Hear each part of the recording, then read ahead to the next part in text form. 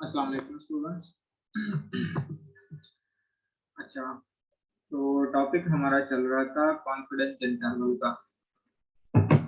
पिछले लेक्चर में हमने confidence interval for the difference of means of two population की बात की थी, जिसमें हमने ये वाले दो फार्मूलाज यूज किए थे और इनकी सिचुएशंस भी हमने बताई थी कि ये जो फार्मूला है कॉन्फिडेंस इंटरवल का, अगर पॉपुलेशन स्टैंडर्ड डिविएशन या जिसको हम पॉपुलेशन वेरिएंस भी कहते हैं, ठीक है, वेरिएंस का जब हम स्क्वायर रूट लेते हैं तो वो स्टैंडर्ड डिविएशन बन जाता है। तो क्वेश्चन के अंदर अगर पॉपुलेशन वेरिएंस या पॉपुलेशन स्टैंडर्ड डिविएशन गिवन हो तो वहां पे हम z का फार्मूला लगाते हैं, ये वाला x bar 1 minus x bar 2 plus minus z alpha by 2, और सॉरी इसमें डिग्री ऑफ फ्रीडम नहीं है, ठीक है, क्योंकि जब हमें पॉपुलेशन वेरिएंस या पॉपुलेशन स्टैंडर्ड डेविएशन गिवन हो तब हम z का फार्मूला लगाते हैं विदाउट डिग्री ऑफ फ्रीडम, ठीक है। अच्छा, अगर फॉर एग्जांपल क्वेश्चन के अंदर पॉपुलेशन स्टैंडर्ड डेविएशन गिवन ना हो, ठीक है, तो क्या होगा कि फिर उसमें सैंपल स्टैंडर्ड डेविएशन गिवन होगा, या तो वो वैल्यूज होगी जस्ट जिससे हम सैंपल स्टैंडर्ड डेविएशन कैलकुलेट करेंगे, या वो क्वेश्चन के अंदर गिवन होता है जैसे प्रीवियस हमने इसकी एग्जांपल की हुई है। तो अगर पॉपुलेशन स्टैंडर्ड डिविएशन गिवन नहीं है तो फिर हम देखते हैं रैंडम सैंपल्स को, ठीक है। रैंडम सैंपल्स में हम देखते हैं कि अगर n1 और n2 यानी कि दोनों का जो सैंपल साइज है अगर वो ग्रेटर देन 30 हो तो दोबारा हम यही z का फार्मूला लगाते हैं, लेकिन यहाँ पे क्या नोटेशन जो हम लगाते हैं वो फिर सैंपल स्टैंडर्ड डिविएशन या सैंपल वेरिएंस का होता है, ठीक है। अब हम बात करते हैं कि फॉर एग्जांपल जैसे हमने पिछले z यूज किया था, फिर उसके बाद हम टी डिस्ट्रीब्यूशन पे गए, तो टी डिस्ट्रीब्यूशन में क्या था कि टी डिस्ट्रीब्यूशन में n जो था, जो रैंडम सैंपल होता था, वो लेस देन 30 होता था, यानी कि ये वाले फार्मूले प्रीवियस हमने डिस्कस किए हुए थे, ठीक है। इसमें ये फार्मूले में ग्रेटर देन 30 है रैंडम सैंपल, और जब हम टी को यूज करते थे तो टी में क्या होता कि रैंडम सैंपल जो n होता है वो लेस देन 30 था, ठीक है। तो फिर हम ये टी डिस्ट्रीब्यूशन का फार्मूला लगाते हैं जिसमें डिग्री ऑफ फ्रीडम को भी हमने यूज किया था और वो हमारे पास बराबर था n-1 के, ठीक है। तो अब हम चूंकि दो difference of the population mean की बात कर रहे हैं, तो यहाँ पे चूंकि हमारे पास रैंडम सैंपल दो होते हैं तो इसमें हम देखते हैं कि n1 और n2 ये दोनों जो है लेस देन 30 होते हैं। अगर आज का लेक्चर जो है वो हमारा यहाँ से स्टार्ट हो रहा है क्योंकि ये वाला लेक्चर हमने प्रीवियस लेक्चर में पढ़ा था। अगर फॉर एग्जांपल रैंडम सैंपल जो है n1 n2 दोनों लेस देन 30 हो तो फिर हम क्या करते हैं कि फिर हम टी डिस्ट्रीब्यूशन का ये वाला फार्मूला लगाते हैं, ठीक है। और इसकी फिर दो सिचुएशंस होती है, वो क्वेश्चन के अंदर से आपको आइडिया हो जाएगा कि ये जो पॉपुलेशन वेरिएंसेस है ना, क्वेश्चन में एक स्टेटमेंट लिखी होती है कि उसमें लिखा होता है the population variances are equal, और साथ में एक दूसरा इसमें वर्ड लिख देते हैं बट अननोन, ठीक है। अब देखो अननोन है इसलिए हमने टी डिस्ट्रीब्यूशन लगाया है, और दूसरी क्राइटेरिया हमने ये चेक की है कि जो रैंडम सैंपल्स है वो दोनों लेस देन 30 है, ठीक है। तो उसने क्वेश्चन में एक स्टेटमेंट दिया होगा कि पॉपुलेशन वेरिएंसेस जो है वो इक्वल है। अगर पॉपुलेशन वेरिएंसेस इक्वल हो तो फिर हम ये वाला फार्मूला लगाएंगे, देखो सेम यही फार्मूला है, लेकिन इसमें डिफरेंस जो है वो टी का है क्योंकि हम टी डिस्ट्रीब्यूशन यूज कर रहे हैं, इसमें डिग्री ऑफ फ्रीडम होगा, और एक इजाफी टर्म हमने इसके अंदर यूज की है स्टैंडर्ड डिविएशन की, और सबस्क्रिप्ट में लिखा है पी। ये जो p होता है ना, इस p को बोलते हैं पूल वेरिएंस, यहाँ पे मैं लिख देता हूँ sp। ये वाला जो s है ना, s तो आप लोगों को पता है कि स्टैंडर्ड डिविएशन की नोटेशन है, और जो p है p कहते हैं, इसको हम कहते हैं पूल वेरिएंस या पूल स्टैंडर्ड डिविएशन। पूल इसको इसलिए कहते हैं क्योंकि इसमें हमने दोनों वेरिएंसेस को कंबाइन किया होता है, ठीक है। यानी कि एसपी को हम किस तरह से कैलकुलेट करेंगे, तो एसपी का हमने ये वाला फार्मूला यूज करना है, जिसमें रैंडम सैंपल 1 भी क्वेश्चन में गिवन होता है, वेरिएंस 1 भी गिवन होता है, वेरिएंस 2 भी गिवन होता है, रैंडम सैंपल 2 भी गिवन होता है। वो सारी वैल्यूज उठा के क्वेश्चन से इस फार्मूले में हमने पुट कर देनी है। तो जब हम टी डिस्ट्रीब्यूशन यूज करेंगे उसमें क्या होगा कि पॉपुलेशन स्टैंडर्ड डिविएशन अननोन होते हैं लेकिन इक्वल होते हैं, ठीक है। तो जब इक्वल हो तो हम एसपी का फार्मूला लगाएंगे। इसमें एक और सिचुएशन भी बनती है जो कि हम नेक्स्ट लेक्चर में इसको डिस्कस करेंगे कि पॉपुलेशन वेरिएंसेस जो है वो अनइक्वल हो,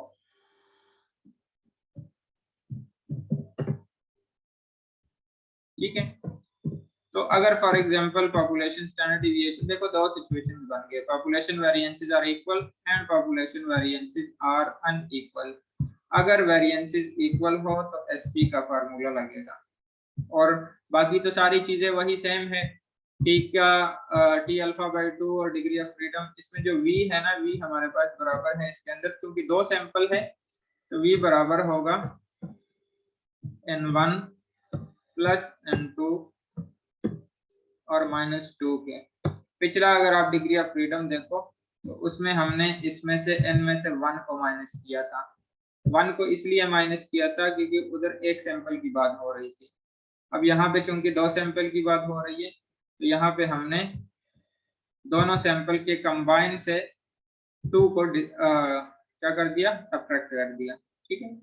अच्छा, अब देखो दो सिचुएशन है, population are equal and population are unequal, population variances. तो अगर पॉपुलेशन वेरिएंसेस इक्वल हो एसपी का फार्मूला लगेगा, अगर अनइक्वल हो तो फिर यही सेम फार्मूला जो जी का लगता है वो लगेगा, लेकिन इसके अंदर ये जो t dash alpha by 2 v होता है ना, ये अब हमने कैलकुलेट करना है, ठीक है। और ये टी डैश का अपना फार्मूला है, इसको बहरहाल हम नेक्स्ट लेक्चर में इंशाल्लाह डिस्कस करेंगे। बस आप यहाँ से सिर्फ आइडिया लो कि अगर पॉपुलेशन वेरिएंसेस इक्वल हो तो यहाँ पे ये इसी तरह पूल वेरिएंस का फार्मूला लगेगा, अगर अनइक्वल हो तो इसमें ये वाला फार्मूला लगेगा, लेकिन ये टी डैश अल्फा बाई 2 को हम कैलकुलेट करेंगे, इसका फार्मूला फिर इंशाल्लाह हम नेक्स्ट लेक्चर में डिस्कस करेंगे। तो अब हम आते हैं इसके अंदर कि n1 n2 जो है ये लेस देन 30 है, और जब लेस देन 30 हो तो टी का फार्मूला लगता है ये वाला, ठीक है। इसको हम चेक कर लेते हैं। on the student t distribution confidence interval about difference of means of two population when sigma 1 is equal to sigma 2 but unknown। देखो इससे आप कंफ्यूज ना हो कि सिग्मा 1 स्क्वायर वहां पे वेरिएंस लिखा था, यहाँ पे स्टैंडर्ड डिविएशन है। तो हमें पता है कि वेरिएंस का जब हम स्क्वायर रूट लेते हैं तो वो स्टैंडर्ड डिविएशन बन जाता है, ठीक है। तो आप sigma 1 is equal to sigma 2 भी लिख सकते हो, सिग्मा 1 का square is equal to sigma 2 का स्क्वायर भी लिख सकते हो। अच्छा, टी डिस्ट्रीब्यूशन हम यूज वहां पे करते हैं जब n1 n2 दोनों जो है वो लेस देन 30 हो, यानी कि दोनों के सैंपल्स को अगर हम कंबाइन भी करें तब भी वो लेस देन 30 बनता है। तो यहाँ पे यही एसपी का फार्मूला यूज होगा, जिसमें एस स्क्वायर पी, यहाँ पे देखो मैंने लिखा था, इसको मैंने लिखा है स्क्वायर रूट के अंदर, यहाँ पे सिंपल मैंने स्टैंडर्ड डिविएशन की नोटेशन यूज की है, तो इसके अंदर मैंने इसके ऊपर स्क्वायर रूट का साइन डाला है, और इसके ऊपर अगर मैं स्क्वायर डाल दूं और इसके साइड पे भी स्क्वायर डाल दूं तो स्क्वायर रूट खत्म हो जाएगा, तो इसको हम इस फॉर्म में भी लिख सकते हैं, मतलब ये स्क्वायर की फॉर्म में है, और वो स्टैंडर्ड डिविएशन जब हम दोनों साइड पे स्क्वायर रूट लेते हैं तो वो वेरिएंस जो है स्टैंडर्ड डिविएशन बन जाता है, ठीक है। और ये जो डिग्री ऑफ फ्रीडम है ये बराबर है v is equal to n1 plus n2 minus 2 के। तो अब हम एक एग्जांपल देखते हैं और वहां से हम चेक करते हैं कि जब n1 n2 लेस देन 30 हो और पॉपुलेशन स्टैंडर्ड डिविएशन अननोन हो तो किस तरह से इसकी कैलकुलेशन कॉन्फिडेंस इंटरवल की हम कर सकते हैं। एग्जांपल में देखो गिवन x बार 1 गिवन है 75, n1 जो रैंडम सैंपल 1 है वो 9 है, और 9 से हमें पता चलता है ये लेस देन 30 है। ठीक है, S1 स्क्वायर बराबर है 185.25 के। तो S1 स्क्वायर गिवन है, इसका मतलब ये है पॉपुलेशन स्टैंडर्ड डिविएशन नहीं given, sample standard deviation given है। तो दो जो क्राइटेरिया थे टी डिस्ट्रीब्यूशन के वो दोनों फुलफिल हो रहे हैं, तो हम टी डिस्ट्रीब्यूशन का फार्मूला लगाएंगे। ठीक है, x बार 2 गिवन है, n2 भी गिवन है 16, और S2 का स्क्वायर गिवन है 122। आगे वो कुछ इंफॉर्मेशन मजीद भी दे रहा है। And assuming that the two samples were randomly selected from two normal populations in which variance 1 is equal to variance 2। जैसे हमने बात की ना कि पॉपुलेशन वेरिएंसेस या पॉपुलेशन स्टैंडर्ड डिविएशन, वो आपको क्वेश्चन में बताएगा कि ये इक्वल है, तो आप क्या करोगे कि एसपी का फार्मूला लगाओगे। ठीक है, और साथ में लिखा है बट अननोन, अननोन तो इसलिए है, अननोन है तो हम टी डिस्ट्रीब्यूशन का फार्मूला लगा रहे हैं। ठीक है, तो वो कह रहा है कि calculate an 80% confidence interval for the difference between the two population means. Confidence interval find करो for the difference between two population mean. तो हमें पता है कि जब हम कॉन्फिडेंस इंटरवल फाइंड करते हैं तो हमारे पास ये वाला फार्मूला होता है टी डिस्ट्रीब्यूशन का, और ये हम तब लगाते हैं जब पॉपुलेशन स्टैंडर्ड डिविएशन अननोन हो और सैंपल स्टैंडर्ड डिविएशन गिवन हो। ठीक है, दूसरा क्राइटेरिया के n1 और n2 दोनों जो है ये लेस देन 30 हो। क्लियर है, तो हमने ये फार्मूला लगा दिया, x bar 1 minus x bar 2 plus t alpha by 2 degree of freedom v s p divide into square root of 1 over n1 plus 1 over n2। तो यहाँ पे हमें सबसे पहले चाहिए ये स्टैंडर्ड डिविएशन sp का। तो the full estimate of common variance sigma square is this. हमें पता है, हमने फार्मूले में वैल्यूज पुट की है। ये 8 कहाँ से आया है, देखो यहाँ पे हमने लिखा है ये n1 माइनस 1। तो अगर हम क्वेश्चन के अंदर देखें तो हमारा n1 जो है ये 9 है, 9 से हम 1 माइनस करेंगे तो आंसर आ जाएगा 8। आप जब अपनी सोल्यूशन करोगे तो सबसे पहले एसपी का फार्मूला लगाओगे यहाँ पे, और फिर उसके बाद उसकी वैल्यूज पुट करोगे। ठीक है, यहाँ पे मैंने स्क्वायर लिखा है तो इसके ऊपर अभी मैंने स्क्वायर रूट नहीं डाला, ठीक है, क्योंकि ये स्क्वायर की फॉर्म में है। और फिर उसके बाद यहाँ पे S1 स्क्वायर होता है, तो S1 स्क्वायर क्वेश्चन में आपको गिवन है 185.25, वो वाली वैल्यू लगा दी हमने।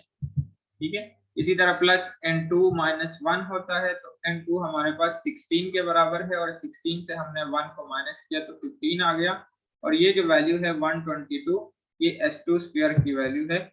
इस फार्मूले में हमने वैल्यूज पुट की। Divide by n1 plus n2 minus 2, तो क्या होगा n1, देखो n1 प्लस n2 25 आ गया, 25 से हमने 2 को माइनस किया तो आंसर आ गया 23। तो मैंने यहाँ पे डायरेक्ट जो है वो 23 की वैल्यू लगाई। लेकिन जब आप सोल्यूशन करोगे तो सबसे पहले फार्मूला लिखोगे, उसमें वैल्यूज पुट करोगे और उसके बाद उसका आंसर लिखोगे। ये सारी कैलकुलेशन करके आपके पास आंसर आ गया 144। ठीक है, ये जो आंसर आया है ना, ये एसपी के स्क्वायर का आंसर आया है, यानी कि वेरिएंस का आंसर आया है। तो हमें चाहिए स्टैंडर्ड डिविएशन। तो स्टैंडर्ड डिविएशन क्या होता है कि the square root of the variance, दोनों साइड पे हम जब स्क्वायर रूट लेंगे तो 144 का स्क्वायर रूट आ जाएगा, और वो कैलकुलेटर से आप चेक करोगे तो उसका आंसर आ जाएगा 12। ठीक हो गया। अब एसपी का आंसर हमारे पास आ गया। टी अल्फा बाई 2 और वी के लिए हम टेबल देखेंगे। आप लोगों को पता है कि टेबल हम किस तरह से देखते हैं। ठीक है, तो अगर किसी को नहीं पता तो जो प्रीवियस लेक्चर है टी डिस्ट्रीब्यूशन का, उसमें आप चेक करें तो वहां पे हमने टेबुलेटेड वैल्यू को डिटेल से डिस्कस किया हुआ है। अच्छा, तो हमने क्या किया, उसमें वैल्यूज डिग्री ऑफ फ्रीडम को हमने कैलकुलेट किया। Degree of freedom 9 plus 16 minus 2, तो ये आ गया 23। ठीक है, अब हम टी अल्फा बाई 2 की वैल्यू देखो, ये आपके पास ये है ना टी अल्फा बाई 2, इसकी वैल्यू निकालते हैं। तो v का आंसर तो हमारे पास आ गया, यहाँ पे ही निकाल लेते हैं। 9 + 16 - 2 आ जाएगा 23, ठीक है। और अब हम अल्फा की वैल्यू बनाते हैं, इस अल्फा की। तो हमें पता है, पिछले भी हमने डिस्कस किया है कि अल्फा हमारे पास बराबर होता है 1 - कॉन्फिडेंस लेवल के, ठीक है। तो कॉन्फिडेंस लेवल हमारे पास 80% है। 80% को हम 0.80 भी लिख सकते हैं, और इसका आंसर आ गया 0.20, ठीक हो गया। अब ये जो अल्फा है, इस अल्फा का आंसर आ गया 0.20। तो यहाँ पे अगर हम इसकी जगह पे इसकी वैल्यू पुट करें 0.20 और डिवाइड बाई 2 हो जाए, तो इसका आंसर आ जाएगा 0.10, ठीक है। और डिग्री ऑफ फ्रीडम क्या है? डिग्री ऑफ फ्रीडम है हमारे पास 23। और एसपी जो है, एसपी का आंसर हमारे पास आया है 12, जो हमने अभी कैलकुलेट किया है। N1 हमारे पास 9 है। इसी तरह N2 की वैल्यू जो है ये 16 है, ठीक है। और क्वेश्चन में अगर आप देखो x बार 1 की वैल्यू 75 है और x बार 2 की वैल्यू जो है वो 60 है, ठीक है। अब सारी वैल्यूज आ गई, लेकिन हमारे पास t की वैल्यू अभी नहीं आई। तो t के लिए हम टेबल देखेंगे, ठीक है। तो जब हम टेबल देखते हैं, एक मिनट मैं चेक करता हूं अगर आसानी के साथ मिल गया। बहरहाल इसके लिए आप लोग लेक्चर जो है ना, पहला जो टी डिस्ट्रीब्यूशन का लेक्चर है, उसमें हमने इसको चेक किया है। यहाँ पे हम सिर्फ उसकी वैल्यूज लगा देते हैं। जब हमने टी 0.10 और 23 को टेबल में देखा, तो इसका आंसर हमारे पास आ गया 1.32, ठीक है। ये जो डिग्री ऑफ फ्रीडम है ना, इसका फर्स्ट कॉलम होता है जब आप टी के टेबल में देखते हो, और 0.01 यहाँ पे रो, फर्स्ट जो रो होती है उसमें लिखे होते हैं। तो 0.01 के बिल्कुल नीचे और 23 के बिल्कुल सामने जो वैल्यू आती है वो आपके पास ये वाली वैल्यू होगी, जो कि 1.32 है, ठीक है। अब ये सारी वैल्यूज उठा के हमने यहाँ पे फार्मूले में पुट कर दी है। इसको हमने कैलकुलेट किया, 75 - 60 से 15 आंसर आया। इन दोनों को मल्टीप्लाई किया, इसके साथ मल्टीप्लाई कर दिया, ये आप कैलकुलेटर से इजीली कर सकते हो। इसका आंसर आ गया 6.6। 15 में से 6.6 को एक बार माइनस किया, एक बार इसके साथ प्लस किया, तो इसका इंटरवल हमारे पास बन गया 8.4 से लेके 21.6 तक। क्लियर है? तो हम लिख सकते हैं कि hence the 80% confidence interval for mu1 minus mu2 calculated from the given information is this 8.4 से लेके 21.6 तक। क्लियर है ये बात?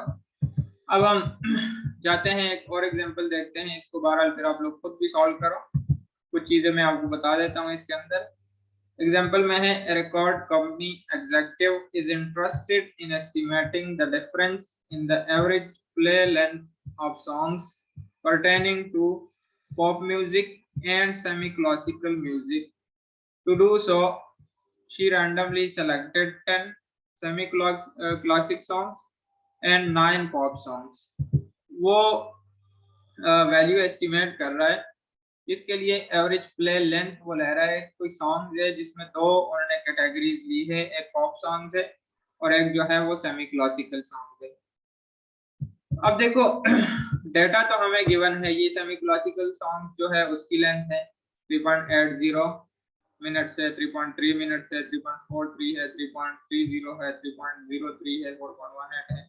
इसी तरह पॉप म्यूजिक की जो है वो भी वैल्यूज हमें गिवन है, और साथ में बताया ये गया है कि calculate the 99% confidence interval to estimate the difference in population means for these two types of recording.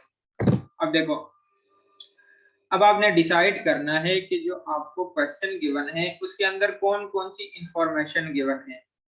उस इंफॉर्मेशन के मुताबिक आपने उसके ऊपर कौन सा फार्मूला जो है वो लगाना है, ठीक है। तो अगर इस क्वेश्चन के अंदर हम गौर करें, तो एक तो इसके अंदर मैं यहाँ पे 1 by 1 लिख देता हूँ आपको।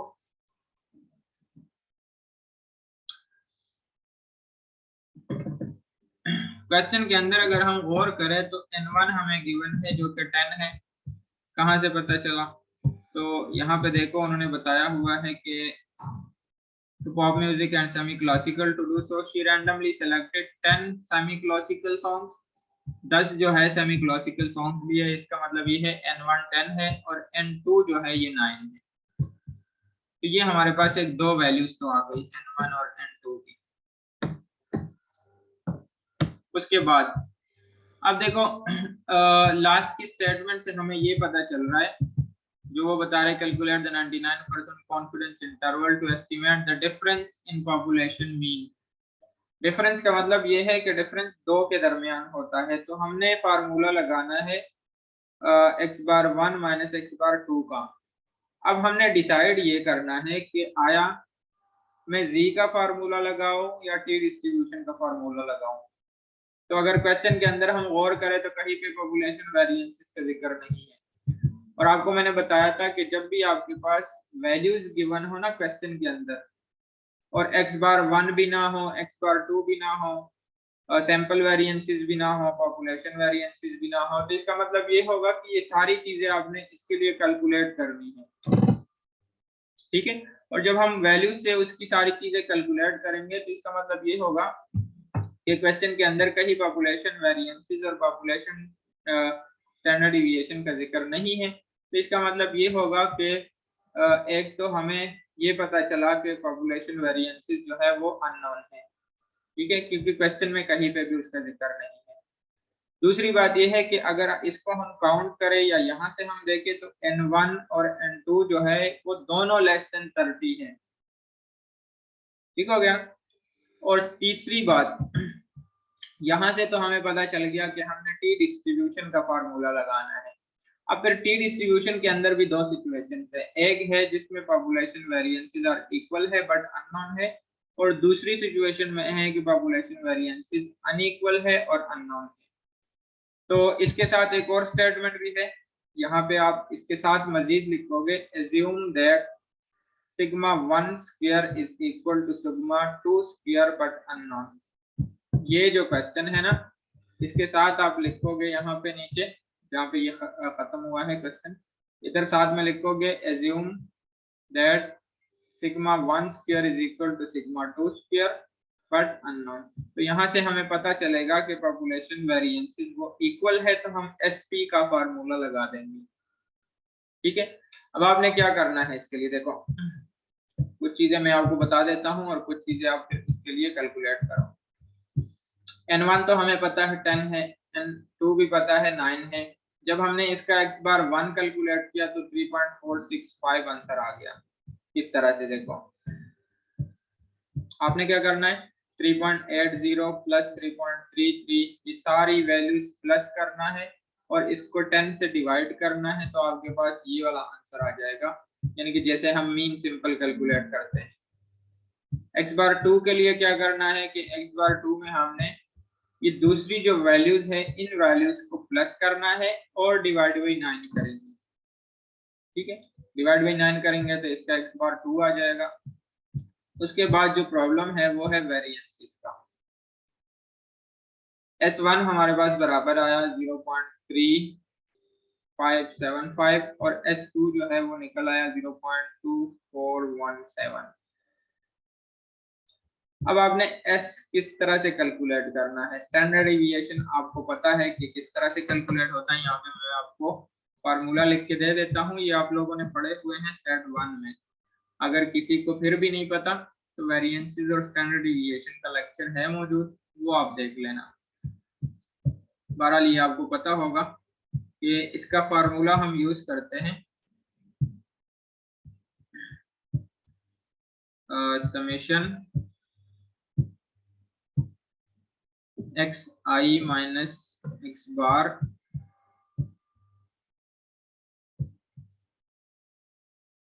ठीक है, और इसके होल का स्क्वायर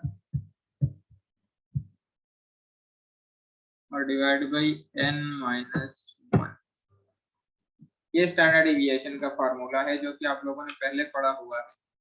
ठीक है, इसमें क्या होता है कि आप मीन कैलकुलेट करते हो और हर एक वैल्यू में से उसका मीन माइनस करते हो, फिर उसका स्क्वायर लेते हो और उसको फार्मूले में पुट करके तो उसकी कैलकुलेशन हम करते हैं। और ये जब S1 होगा तो S1 का मतलब होगा कि आप इन वैल्यूज का स्टैंडर्ड डिविएशन फाइंड कर रहे हो, यानी कि इसका मीन आपने फाइंड कर दिया हुआ है, हर एक वैल्यू में से उसका मीन माइनस करना है, जो आंसर आता है उसका स्क्वायर लेना है। ठीक है, जैसे वेरिएंस और स्टैंडर्ड डिविएशन कैलकुलेट करते हैं। इसी तरह S2 का S2 स्क्वायर फाइंड करना है, इसका मीन ऑलरेडी फाइंड कर चुके हैं हम। ठीक है, इसका हर एक वैल्यू में से उसका मीन माइनस करना है, उसका स्क्वायर लेना है और फार्मूले में वैल्यूज पुट करनी है। तो ये आप लोगों ने खुद करना है, ये आप एज असाइनमेंट समझ लो। क्लियर है कि मतलब आप इसको इसका S1 square S2 square x bar 1 x bar 2 calculate करोगे तो वो सारी वैल्यूज उठा के फिर उसके ये वाला जो फार्मूला है इसी में पुट कर देंगे।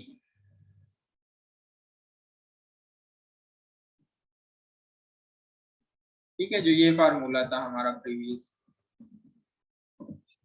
इसमें x बार 1 की वैल्यू आपने कैलकुलेट की हुई होगी, इसमें डालेंगे x बार 1 फिर x बार 2 फिर t अल्फा बाय 2 v की वैल्यू और sp भी आपने कैलकुलेट करना है इस फार्मूले से।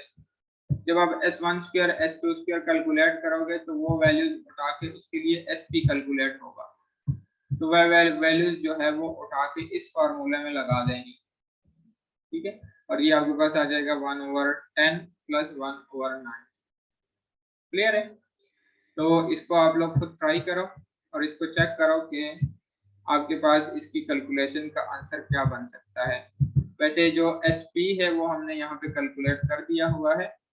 ठीक है, SP का आंसर हमारे पास 0.31 आया है। तो ये सारी वैल्यूज उठा के आपने इसी तरह फार्मूले में लगा देनी है। ये x बार 1 है जो ऊपर वैल्यू इसकी लिखी हुई है, ये x बार 2 है। ठीक है, ये आपके पास t अल्फा बाय 2 v की वैल्यू आई है, ये SP की वैल्यू आई है, ये 1/10 प्लस 1/2। ये सारी कैलकुलेशन करके तो हमारे पास जो आंसर आया है वो है -1.010 और -0.188। लेकिन ये सारी वैल्यूज आप लोगों ने चेक करनी है कि S1 स्क्वायर का आंसर क्या बनता है और S2 स्क्वायर का आंसर क्या बनता है, ये स्टैंडर्ड डिविएशन की वैल्यूज गिवन है। ठीक है, फिर जाके क्योंकि स्टैंडर्ड डिविएशन हमने कैलकुलेट किया है तो यहाँ पे हमने इसलिए इसका स्क्वायर भी लिया है। ठीक हो गया, तो इसकी कैलकुलेशन आप लोग खुद करो और दोबारा इस चीज को समझो कि जब पॉपुलेशन स्टैंडर्ड डिविएशन अननोन हो, ठीक है, बट इक्वल हो और n1 n2 लेस देन 30 हो तो टी डिस्ट्रीब्यूशन में पोल वेरिएंसेस का जो SP का फार्मूला है वो लगाएं। ठीक है, अगर पॉपुलेशन वेरिएंसेस जो है वो अनइक्वल हो तो इंशाल्लाह उसको फिर नेक्स्ट लेक्चर में हम डिस्कस कर लेते हैं। ठीक है, चलो मिलते हैं इंशाल्लाह फिर नेक्स्ट लेक्चर में।